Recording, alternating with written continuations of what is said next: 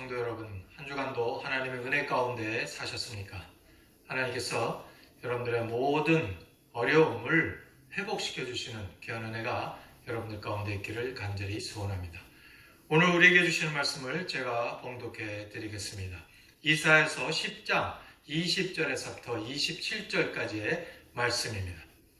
그날에 이스라엘의 남은 자와 야곱 족속의 피난한 자들이 다시는 자기를 친 자를 의뢰치 아니하고 이스라엘의 거룩하신 자 여호와를 진실이 의뢰하리니 남은 자 곧 야곱의 남은 자가 능하신 하나님께로 돌아올 것이라.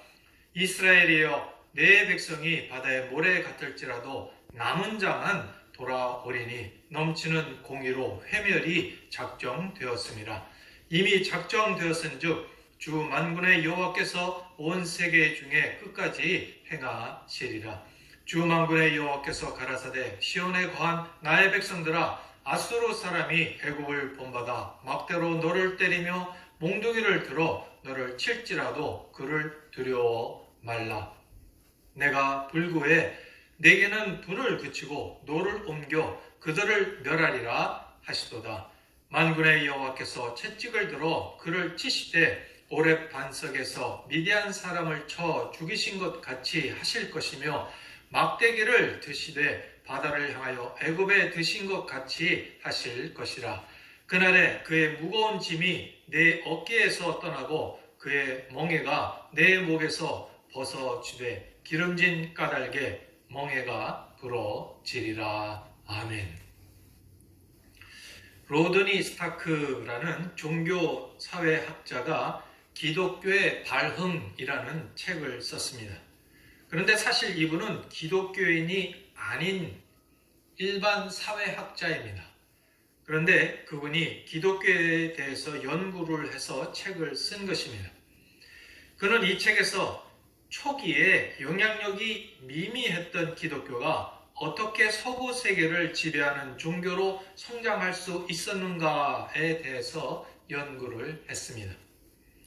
그런데 그 가운데 재미있는 사실은 초대교회 당시에 두 차례에 걸쳐 일어난 전염병이 기독교의 성장 요인 중에 하나였다는 것입니다. 1차 대유행 전염병은 AD 165년 로마의 마르쿠스 아울레스 시대에 있었는데 로마 전 제국의 3분의 1 정도가 전염병으로 사망하게 되었습니다. 그리고 2차로 205년에는 알렉산드리아 인구의 3분의 2가 사망할 정도로 엄청난 전염병이 퍼진 적이 있었습니다. 역사가들에 의하면 이 역병이 서구 최초의 천연두가 아닐까 그렇게 추정을 하고 있습니다. 그런데 당시 로마 사회에 이 전염병이 퍼져나갔을 때 이교도들과 다른 종교인들은 자기만 살겠다고 다 도망을 갔다고 합니다. 전염병이 심해서 거리에 죽은 시체가 쌓이는데 그 쌓인 시체들을 처리할 손이 없어서 방치되었습니다. 그러자 쥐들이 더 많아졌고 쥐들이 이 병을 더 옮기게 되었습니다. 그런데 이때에 나서서 시신을 수습하고 장례를 치른 사람들이 있었는데 그들이 바로 초대교회 교인들이었습니다. 이렇게 기독교인들이 시체를 치웠는데 그럼에도 불구하고 기독교인들의 사망률은 극히 적었다고 합니다. 이것이 바로 기독교가 로마에 퍼져 결국 로마를 정복하게 된 중요한 요인 중에 하나가 되었다는 것입니다. 이것은 기독교인이 아닌 일반 사회학자가 연구해서 내놓은 결론입니다. 그렇습니다.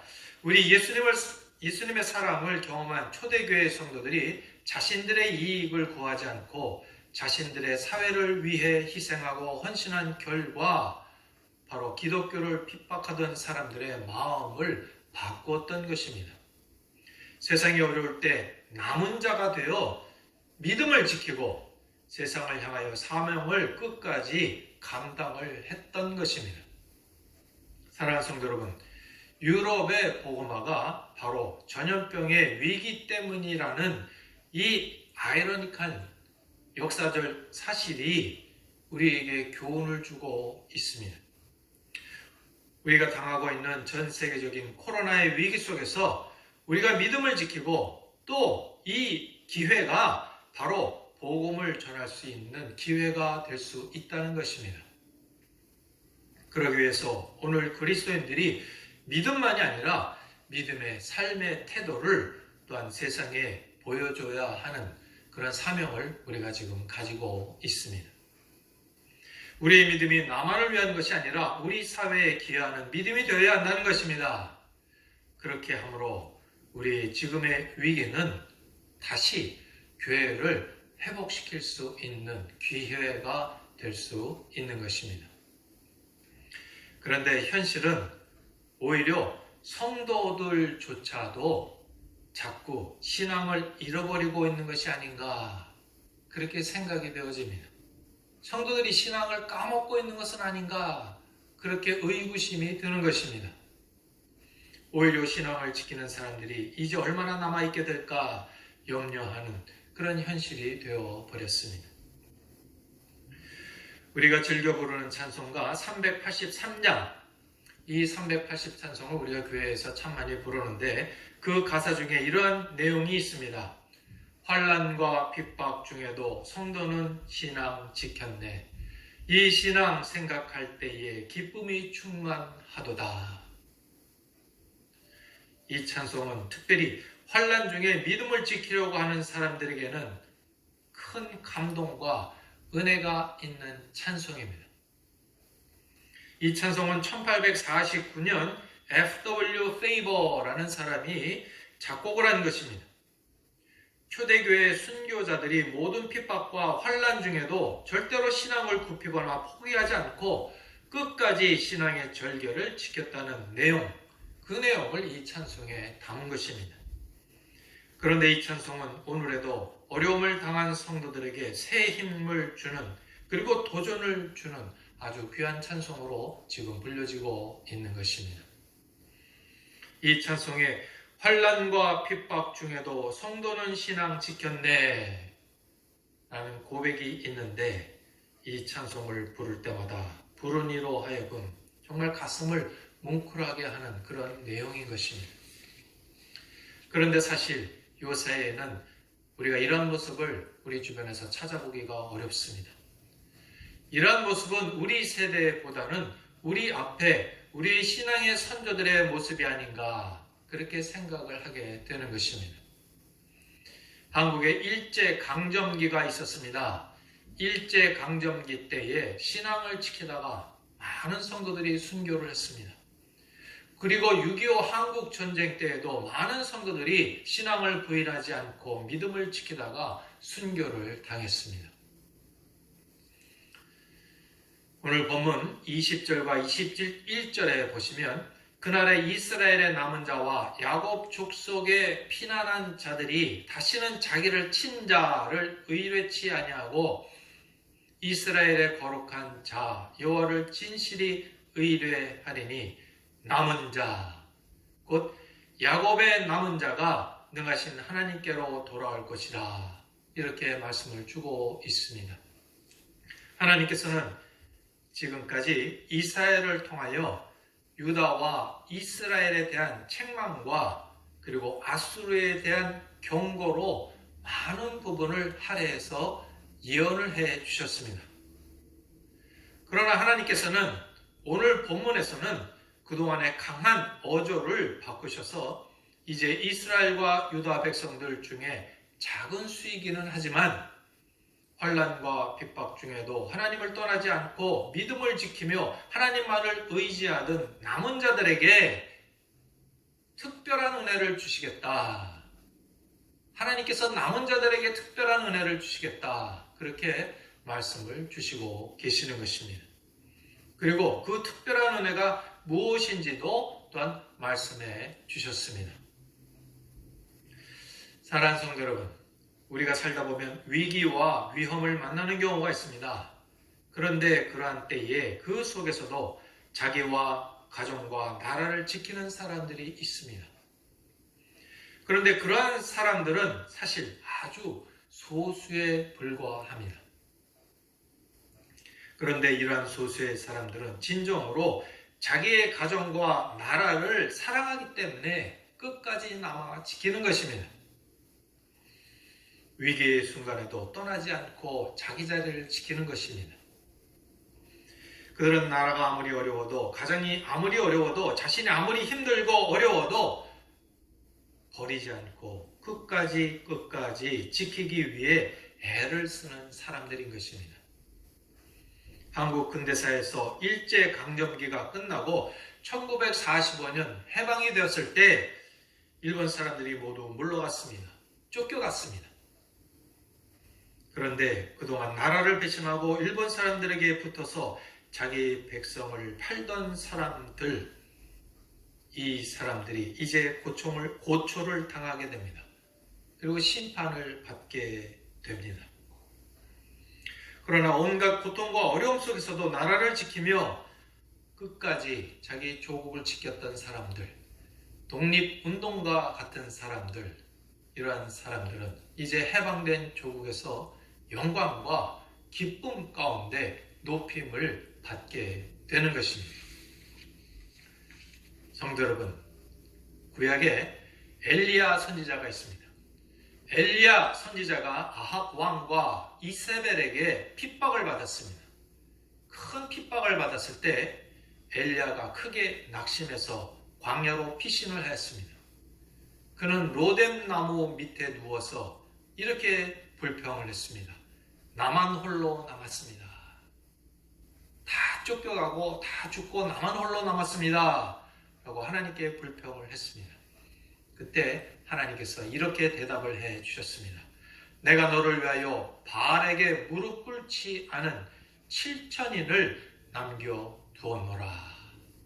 그렇게 말씀해 주셨습니다.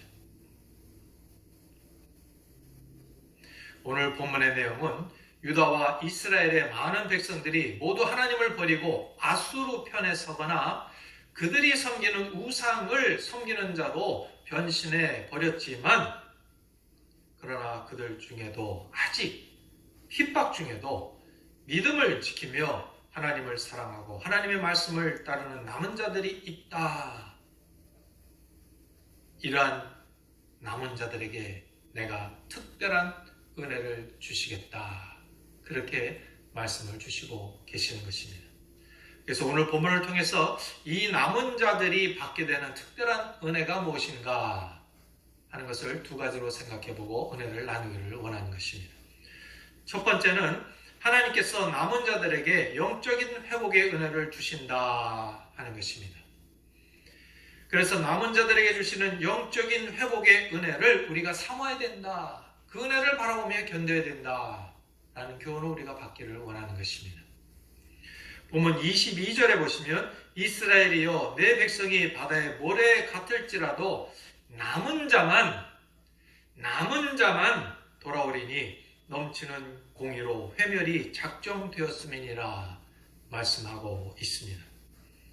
이 말씀은 이제 하나님께서 넘치는 공의로 이스라엘과 유다를 그리고 아수르를 크게 심판하실 날이 오겠는데, 그때에는 끝까지 믿음을 지키며 남아있는 자들이 하나님께로 돌아오게 되며 그 환난에서 보호를 받게 된다는 말씀입니다. 우리가 이스라엘의 역사를 보면 이스라엘 백성들은 영적으로 타락하여 하나님과 멀어질 때마다 많은 어려움과 고통을 겪었습니다. 그러나 이스라엘 백성들이 회개하고 하나님께 돌아올 때마다 하나님께서는 하늘 문을 열어 그들에게 은혜를 베풀어 주시고 또 때때로 단비를 내려주시고 형통한 날들을 허락해 주셨습니다. 성도 여러분, 우리 믿는 성도들이 지금 이 코로나 시대에 정말 기도하여야 할 가장 우선순위는 우리의 먹고 사는 문제가 아닙니다. 지금 코로나 팬데믹으로 경제적으로 어려운 것이 사실이지만 정말 가장 급한 문제는 아닌 것입니다. 정말 우리가 염려해야 할 문제는 우리들의 신앙이 허물어져 내리고 있는 것입니다. 우리의 신앙이 지금 우리가 영적으로 바라보면 허물어져 내리고 있습니다. 우리가 진정 기도하여야 할 가장 중요한 것은 하나님과 멀어진 우리의 영적인 문제인 것입니다. 우리가 이것의 회복을 위해서 기도를 해야 하는 것입니다. 왜냐하면 우리가 먼저 영적으로 회복하면 하나님께서 모든 것을 인도해 주시고 해결해 주시기 때문에 우리가 이것에 먼저 우선순위를 두어야 하는 것입니다. 누가복음에 나오는 탕자의 이야기를 우리가 잘 알고 있습니다. 탕자가 자기의 생각으로 아버지를 떠나면 잘 살 수 있으리라 생각이 되어서 자기의 상속 분깃을 가지고 집을 떠나 아버지와 멀어졌습니다. 그러나 결국 그 탕자가 어떻게 되었습니까? 처음에는 자기 마음대로 하니 좋을 것 같았고 잘 되는 것 같았지만 그는 결국 망하고 말았습니다. 비참한 지경에 이르게 되었습니다. 돼지가 먹는 쥐엄 열매를 먹고자 했지만 그것마저 주는 사람이 없는 비참한 신세로 떨어졌습니다. 성도 여러분, 우리가 하나님과 영적으로 멀어지면 인간적인 생각으로는 잘 될 것 같지만, 자유로울 것 같지만 그렇지 않은 것입니다. 우리도 탕자와 같은 처지가 될 수밖에 없는 것입니다. 그런데 정말 감사하게도 탕자의 이야기는 불행으로 끝나지 않았습니다. 탕자가 돌이켜 아버지를 생각하고 비상한 각오로 아버지 집으로 돌아왔습니다. 그때에 탕자의 문제는 하루아침에 모두 해결되었습니다. 어떻게 해결되었습니까? 아버지께서 모든 것을 해결해 주셨기 때문입니다.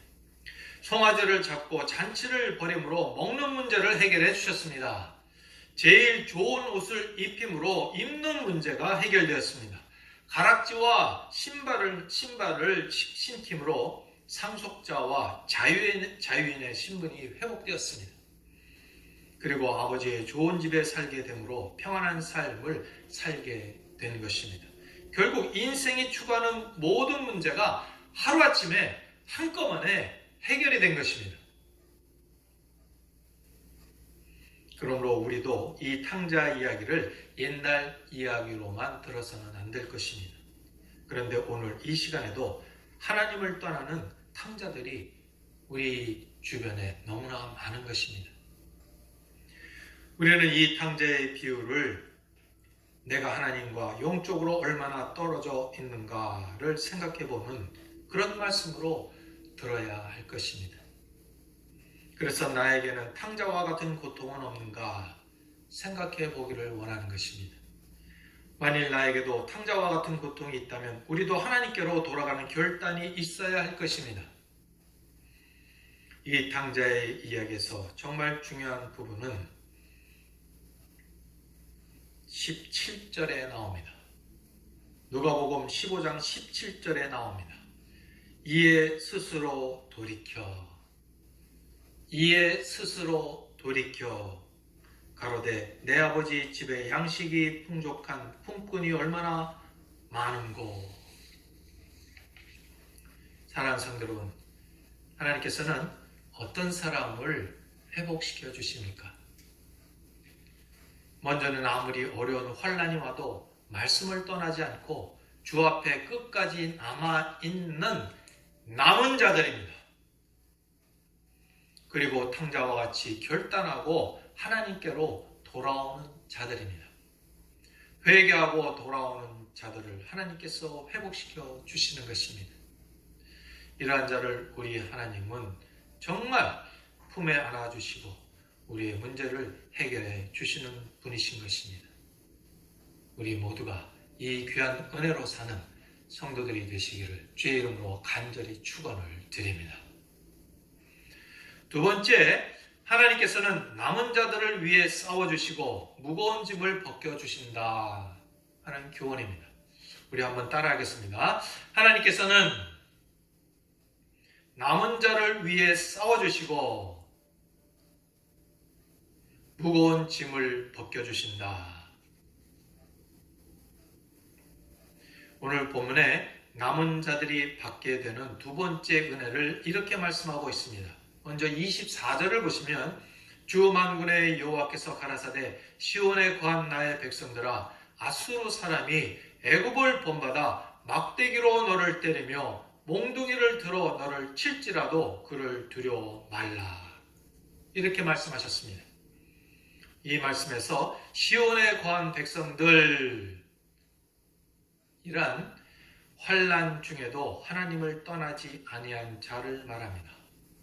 그리고 환난 중에 회개하고 하나님께로 돌아온 자를 말합니다. 하나님께서 이런 사람을 위해 대신 싸워주시겠다. 그리고 보호해주시겠다. 말씀을 주고 계시는 것입니다. 또 27절의 말씀을 보면 그날에 그의 무거운 짐이 내 어깨에서 떠나고 그의 멍에가 내 목에서 벗어지되 기름진 까닭에 멍에가 부러지리라. 그렇게 말씀하고 있습니다. 남은 자들을 위해 그들이 지고 있었던 무거운 멍에를, 무거운 짐을 벗겨주시겠다. 그렇게 말씀하고 있는 것입니다. 내가 정말 어려울 때 누군가 나를 위해 싸워준다면 얼마나 좋습니까? 그리고 내가 지쳐 쓰러질 때 누군가 나의 짐을 대신 져준다면 얼마나 고맙고 감사합니까? 그런데 마태복음 11장 28절에 보시면 수고하고 무거운 짐진 자들아 다 내게로 오라 내가 너희를 쉬게 하리라. 주님이 말씀해 주시고 계십니다. 현대 미국에서 우리가 무거운 큰 짐을 지고 가는 모습을 잘 볼 수가 없습니다. 모든 일이 기계화되어서 무거운 짐을 옮길 때는 기계를 사용하거나 아니면 차량 같은 것을 이용해서 옮깁니다. 그나마 큰 짐을 지고 가는 모습은 가끔 공항에서 그 정도에서 우리가 볼 수 있습니다. 교인들이 가끔 다른 나라로 선교 여행 등을 가기 위해서 큰 짐을 쌀 때가 있습니다. 커다란 가방과 큰 짐을 싸서 그 짐을 가지고 여행을 하게 됩니다. 이때 큰 짐을 몇 개씩 가지고 갈 수밖에 없게 되는데 아주 큰 부담이 됩니다. 그리고 아주 힘이 듭니다. 국제선 여객기를 타고 소위 이민 가방들을 들고 그것도 많은 이민 가방들을 들고 오고 가는 일은 정말 힘들고 어려운 일입니다. 그런데 공항에서 보면 다른 여행객들 중에 어떤 사람들은 짐이 하나도 없는 사람도 가끔 있습니다. 그런데 아주 작은 짐이라도 모든 사람에게는 사실 짐이 있습니다. 어떤 사람들은 짐이 너무 많아서 쩔쩔 매고 땀을 흘리며 살아가는 사람들도 있습니다. 그런데 우리가 여행을 한다고 생각을 해보면 여행을 즐기려면 짐을 적게 줄여서 가지고 다녀야 됩니다. 짐이 많으면 고생을 할 수밖에 없습니다. 우리 인생길에서도 마찬가지입니다. 사랑하는 성도 여러분, 우리의 인생길을 힘들게 하고 어렵게 하며 슬프게 하는 짐들이 과연 무엇입니까? 경제적인 문제가 짐이 될 수도 있습니다. 우리 식구들이 우리에게 짐이 될 수도 있습니다. 그리고 건강이 우리에게 큰 짐이 될 수도 있습니다. 또 어떤 때는 불신앙과 죄의 짐이 우리 가운데 있기도 합니다. 그러나 우리가 영적으로 회복하여 멀어졌던 하나님과의 관계가 가까워지게 되면 우리 하나님께서 우리를 슬프게 하며 어렵게 하는 모든 짐들을 대신 져주시는 것입니다. 대신 져주시겠다고 약속을 해주셨습니다. 하나님께서는 우리를 회복시키시고 자유케 해주시기를 기뻐하시는 분이십니다. 욥기 5장 17절과 18절에 보시면 볼지어다 하나님께 징계받는 자에게는 복이 있나니 그런즉 너는 전능자의 경책을 업신여기지 말지니라. 하나님은 아프게 하시다가 싸매시며 상하게 하시다가 그 손으로 고치시나니 라고 말씀하셨습니다. 또 이사야서 30장 26절에서는 여호와께서 그 백성의 상처를 싸매시며 그들의 맞은 자리를 고치시는 날에는 달빛은 햇빛 같겠고 햇빛은 7배나 되어 7날의 빛과 같으리라. 그렇게 말씀해 주셨습니다. 또 오세아서 6장 1절에서는 오라 우리가 여호와께로 돌아가자. 여호와께서 우리를 찢으셨으나 도로 낫게 하실 것이요 우리를 치셨으나 싸매어 주실 것임이라 약속해 주셨습니다. 하나님께서는 우리를 더 온전하게 만드시려고 때때로 때리시고 찢으시고 아프게 하시지만 우리가 하나님 앞에 바로 서면 싸매주시고 고쳐주시고 낫게 해주시는 분이십니다. 이사야서 44장 22절에서도 내가 내 허물을 빽빽한 구름에 사라짐 같이 내 죄를 안개에 사라짐 같이 도말하였으니 너는 내게로 돌아오라. 내가 너를 구속하였습니다. 말씀해 주셨습니다. 정말 사랑 많고 자상하신 아버지와 같이 말씀을 주시고 계시는 것입니다. 그런데 우리가 이런 치료와 회복의 은혜를 받으려면 어떻게 해야 되겠습니까? 우리는 답을 알고 있습니다. 역대하 7장 14절에 내 이름으로 일컫는 내 백성이 그 악한 길에서 떠나 스스로 겸비하고 기도하여 내 얼굴을 구하면 내가 하늘에서 듣고 그 죄를 사하고 그 땅을 고칠지라 말씀하셨습니다. 성도 여러분, 우리가 잘 부르는 또 다른 찬송이 있습니다. 찬송가 455장입니다. 그 찬송의 가사 중에 주 안에 있는 나에게 딴 근심 있으랴 십자가 밑에 나와 내 짐을 풀었네. 주님을 찬송하면서 할렐루야 할렐루야 내 앞길 험하여도 나 주님만 따라가리. 그렇게 찬송을 주셨습니다. 이 찬송 중에 특별히 은혜가 되는 부분은 2절에 그 두려움이 변하여 내 기도 되었고 전날의 한숨 변하여 내 노래 되었네 라는 가사입니다. 그리고 또한 3절에 내 주는 자비하셔서 늘 함께 계시고 내 궁핍함을 아시고 늘 채워주시네 라는 가사의 내용입니다. 이제 말씀을 정리하겠습니다. 여러분은 지금 어떤 형편에 처해 계십니까? 그리고 여러분들은 지금 어디에 계십니까? 하나님과 함께 계십니까? 아니면 하나님을 떠나고 계십니까? 지금 비록 어렵더라도 신앙 가운데 남은 자이기를 바라는 것입니다. 결코 떠나는 자가 되지 말기를 바라는 것입니다. 아무리 힘들어도 끝까지 남는 자가 되시기를 바랍니다. 인간적인 관계에 있어서도 내가 어려울 때 내 곁을 지켜주고 끝까지 나를 위해 애써주는 사람의 그 은혜를 갖고 싶지 않겠습니까? 그런데 하나님께서 왜 그러한 자들을 버리시겠습니까? 또 하나님과 멀어진 자라고 생각이 되신다면 마음을 돌이켜 하나님과 다시 가까워지는 회복이 있기를 바랍니다. 하나님께서는 이런 남은 자들에게 귀한 회복의 은혜를 주십니다. 이 영적인 그리고 육적인 회복은 우리의 축복인 것입니다. 우리의 모든 것이 회복되는 귀한 축복인 것입니다. 그리고 하나님께서는 남은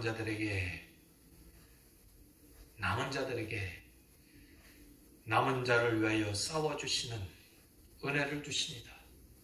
무거워짐을 벗겨주시는 은혜를 주십니다. 이 귀한 믿음 가운데 살아서 이 귀한 은혜를 누리며 살아가는 여러분 되시기를 주의 이름으로 간절히 축원을 드립니다. 다 함께 기도하시겠습니다. 아버지 하나님, 우리 지금의 모습은 어떠한 모습입니까?